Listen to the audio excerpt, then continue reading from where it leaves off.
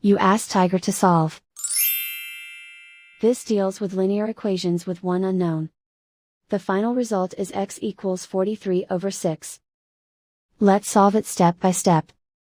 Isolate the x.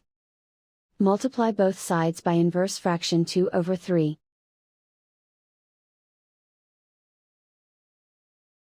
Group like terms. Multiply the coefficients.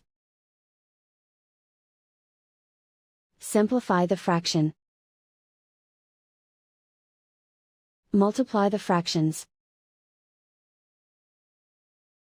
Simplify the arithmetic. And so the final result is x equals 43 over 6.